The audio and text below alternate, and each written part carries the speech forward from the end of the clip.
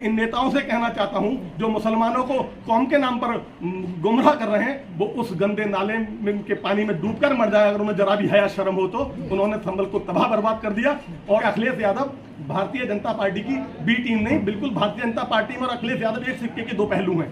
उन्होंने मुसलमानों को ठगने के अलावा कोई काम नहीं किया। और रहा सवाल यहाँ के प्रत्याशी का, अगर भारतीय जनता पार्टी को रोकने की बात करते हैं अखिलेश यादव, तो उनके बस की बात नहीं है भाजपा को रोकना। मुझे एहसास हुआ है कि अब तक हमें जो सब मुसलमानों के नाम पर और हिंदू मुस्लिम के नाम पर लड़ा करके फर्क साहब अपना MP बन जाते थे, नेता बने हुए थे, वो अब के टूट चुका है। और उनके जो पोते खड़े हैं उन्हें आपके दिखा देंगे कि नेतागिरी कैसी होती है और बिरादरी कैसी होती है।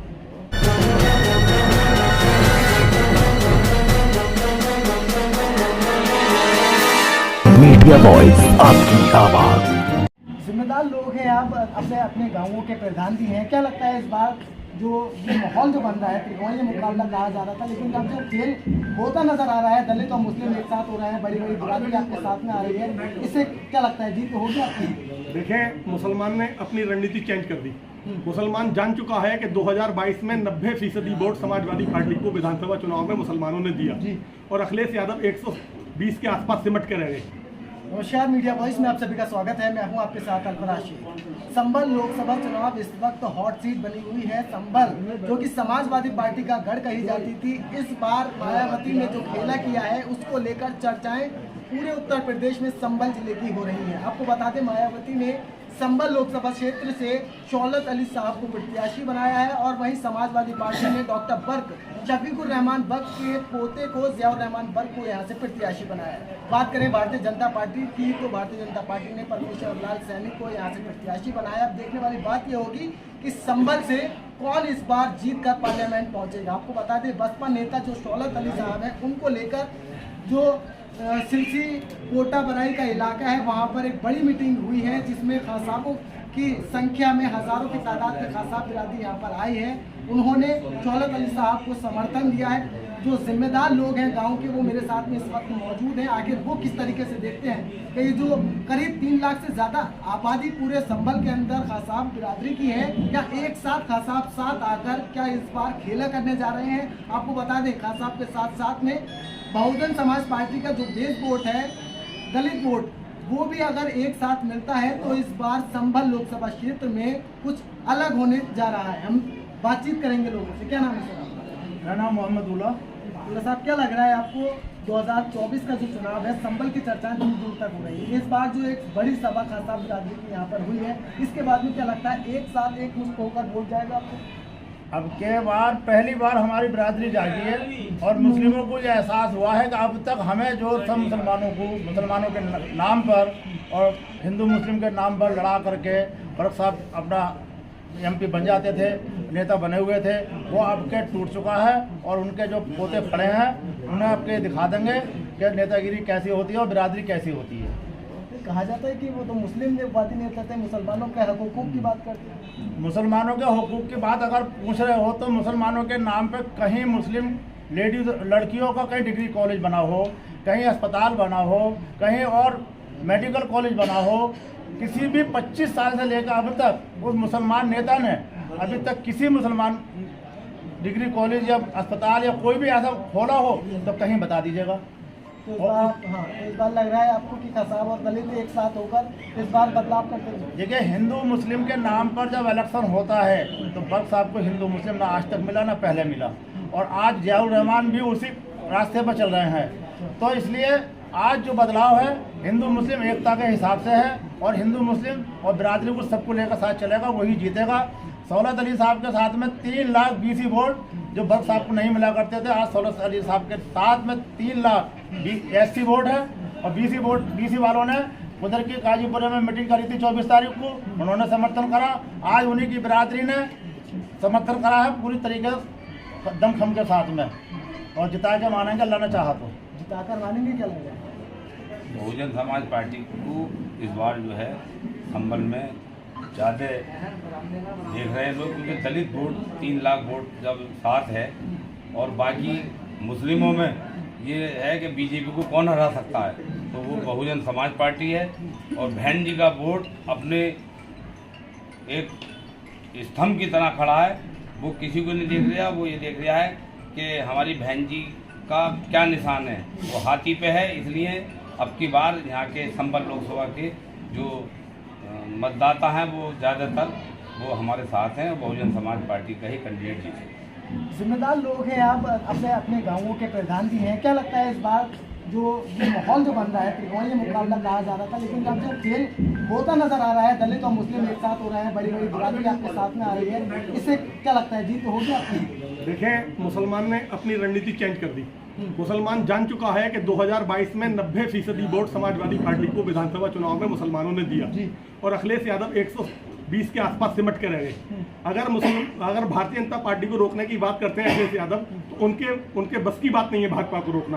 भाजपा को अगर रोक सकता है तो वो केवल और केवल मायावती बहुजन समाज पार्टी ही रोक सकती है। और जिस तरीके से मुसलमानों ने 90% वोट समाजवादी को दिया था, इस तरीके से 90% वोट अगर बहुजन समाज पार्टी को दे दे तो मैं कहता हूँ कमल किसी भी सीट पर खिलने वाला उत्तर प्रदेश में नहीं है। मैं दावे के साथ कह सकता हूँ इस सीट को, क्योंकि अखिलेश यादव भारतीय जनता पार्टी की बी टीम नहीं, बिल्कुल भारतीय जनता पार्टी में और अखिलेश यादव एक सिक्के के दो पहलू हैं।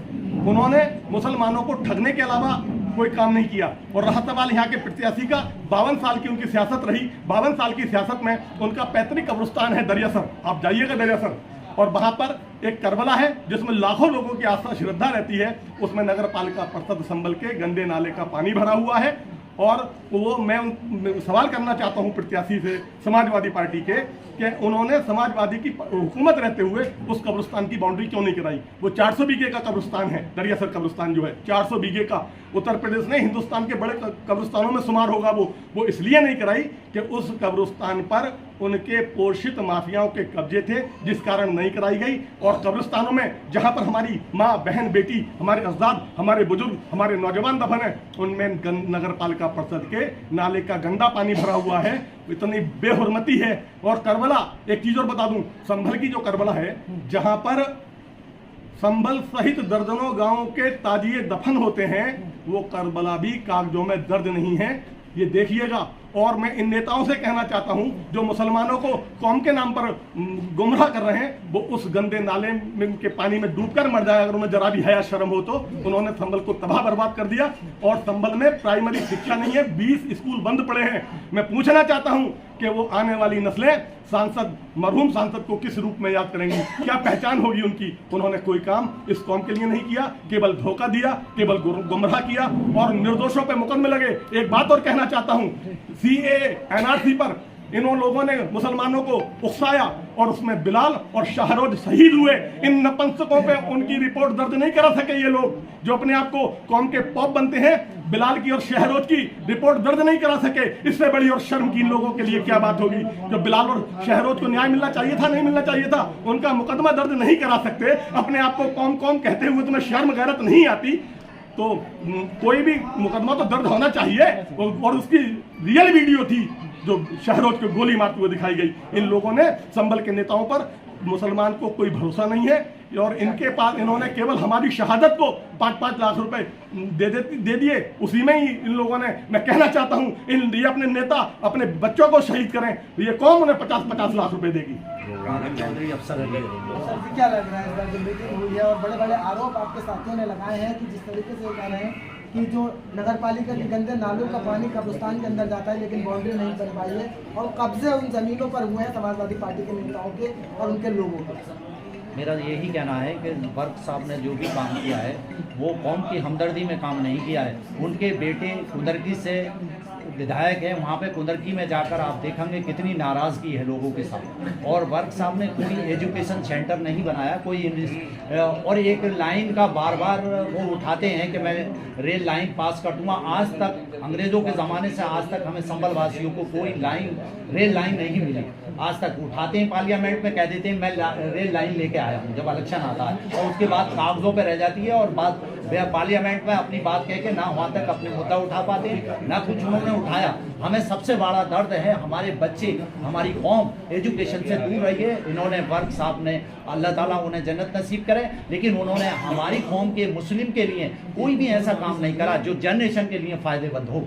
तो आप इस बात की नाराजगी है कि ना उनको रेलवे लाइन ना पाए ना कॉलेज। हाँ, हमें सबसे बड़ा दर्द ये है कि हमारे आने वाली नस्ल के लिए कोई भी एजुकेशन सेंटर नहीं खोल पाए, और आने वाला पोता जो उनका जो अखिलेश साहब ने टिकट दिया है, हम उम्मीद करते हैं कि वो कभी ना आए, और उन्हें हम इंशाअल्लाह हम खान साहब लोग और हमारे साथ जो भी सब लोग जुड़े हुए हैं, बीसी का वोट वो नहीं देता समाज का, क्योंकि इंशाल्लाह इस साल बीसी का वोट बहुत नाराज़ है और उसे मालूम है कि एजुकेशन से दूर रखा गया है, और लड़ाई की बात करने के हम इसके फेवर में नहीं है। हमारे हिंदू भी भाई हैं, हमारे मुस्लिम भी भाई हैं, हमें लड़ाई से कोई मतलब नहीं है। वर्क साहब ने पूरी ज़िंदगी हिंदू मुस्लिम की राजनीति करी है, उससे हम बिल्कुल नफरत करते हैं। इस चीज़ से हिंदू मुस्लिम की राजनीति नहीं होनी चाहिए, बिल्कुल भी।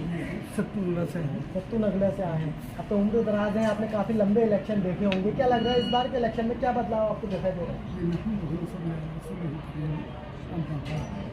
बिस्मिल्लाहिर्रहमानिर्रहीम। देखिए, आज मेरी तबीयत ख़राब है, ख़राब होने के बावजूद भी जबकि यहाँ आज मीटिंग हुई, उस मीटिंग का मुझे पता चला और मुझे दावत मिली कि मैं यहाँ आया। मैंने यहाँ आकर के ये देखा कि सारी बिरादरी और जितने भी लोग थे, हिंदू और मुसलमान, सब ने यहाँ कसम खाई है और सब ने इरादा किया है कि 16 तारीख को अच्छे मतों से जिता करके इंशाअल्लाह भेजेंगे। तो आपने देखा, ये खान साहब बिरादरी के बड़े बड़े बुजुर्ग यहाँ पर आए हैं, और उनका कहना है कि यहाँ पर आने के बाद में इनके जो लोग हैं उन्होंने कसम खाई है कि इस बार 16 तारीख को संभल से पार्लियामेंट में भेजेंगे जिताकर। आपको क्या लगता है? इस पूरी रिपोर्ट पर अपनी कीमती राय में ज़रूर दीजिए। मीडिया वॉइस देखते रहिए अल्फराज शेख के साथ। बहुत शुक्रिया।